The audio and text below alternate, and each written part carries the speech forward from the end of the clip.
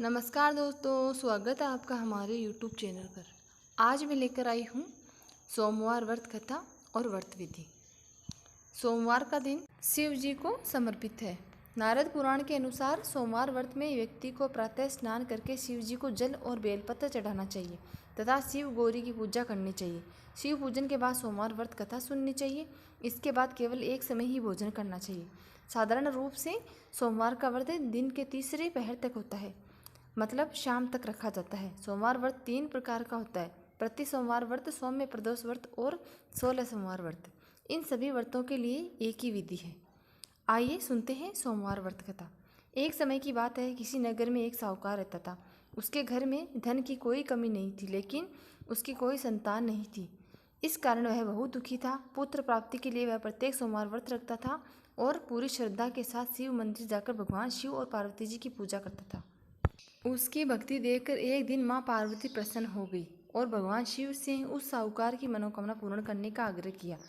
पार्वती जी की इच्छा सुनकर भगवान शिव ने कहा कि हे पार्वती, इस संसार में हर प्राणी को अपने कर्मों का फल मिलता है और जिसके भाग्य में जो हो उसे भोगना ही पड़ता है। लेकिन पार्वती जी ने साहूकार की भक्ति का मान रखने के लिए उनकी मनोकामना पूर्ण करने की इच्छा जताई। माता पार्वती के आग्रह पर शिवजी ने साहूकार को पुत्र प्राप्ति का वरदान तो दे दिया, लेकिन साथ ही यह भी कहा कि उसके पुत्र की आयु केवल 12 वर्ष की होगी। माता पार्वती और भगवान शिव की बातचीत को साहूकार सुन रहा था। उसे ना तो इस बात की खुशी हुई और ना ही दुख। वह पहले की भांति शिव जी की पूजा करता रहा। कुछ समय बाद साहूकार के घर एक पुत्र का जन्म हुआ।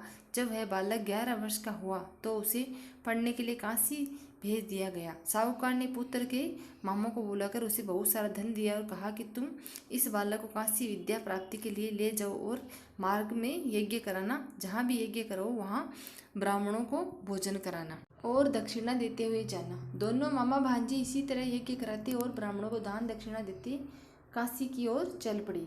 रास्ते में रात पड़ गई। एक नगर के राजा की कन्या का विवाह था, लेकिन जिस राजकुमार के उसका विवाह होने वाला था वह आंख से काना था।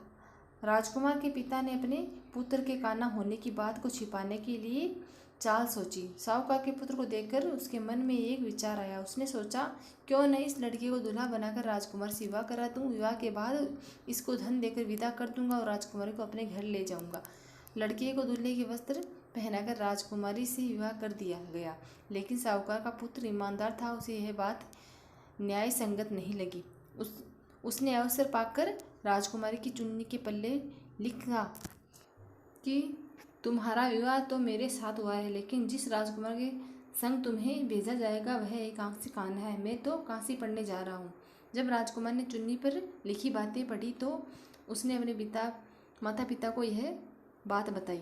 राजा ने अपनी पुत्री को विदा नहीं किया, जिससे बारात वापस चली गई। दूसरी और साहूकार का लड़का और उसका मामा काशी पहुंच गए और वहां जाकर उन्होंने यज्ञ किया।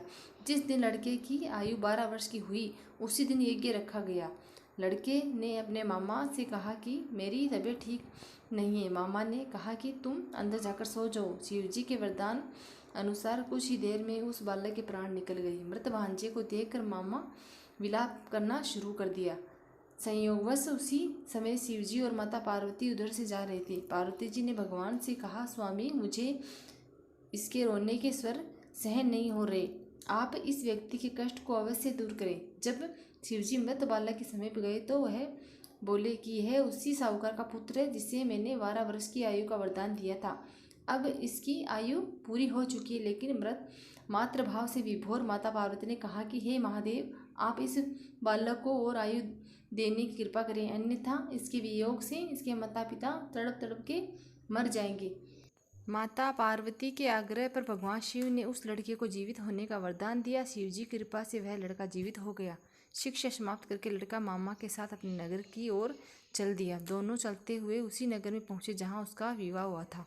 उस नगर में भी उन्होंने यज्ञ का आयोजन किया। उस लड़के के ससुर ने उसे पहचान लिया और महल में ले जाकर उसकी खातिरदारी की और अपनी पुत्री को विदा किया। इधर साहूकार और उसकी पत्नी भूखे प्यासे रहकर बेटे की प्रतीक्षा कर रहे थे। उन्होंने प्रण कर रखा था कि यदि उन्हें अपने बेटे की मृत्यु का समाचार मिला तो वह भी प्राण त्याग देंगे, परंतु अपने बेटे के जीवित होने के समाचार पाकर वह बेहद प्रसन्न हुए। उसी रात भगवान शिव ने व्यापारी के स्वप्न में आकर कहा, हे श्रेष्ठी, मैंने तेरे सोमवार व्रत करने और कथा सुनने से प्रसन्न होकर तेरे पुत्र को लंबी आयु प्रदान की है। इसी प्रकार जो कोई सोमवार व्रत करता है या कथा सुनता है और पढ़ता है, उसके सभी दुख दूर होते हैं और समस्त मनोकामनाएं पूर्ण होती है। ओम नमः शिवाय। जय भोलेनाथ। अगर कथा पसंद आई तो प्लीज़ लाइक करें, शेयर करें, कमेंट करें। मिलते हैं अगली ऐसी किसी वीडियो के साथ। धन्यवाद।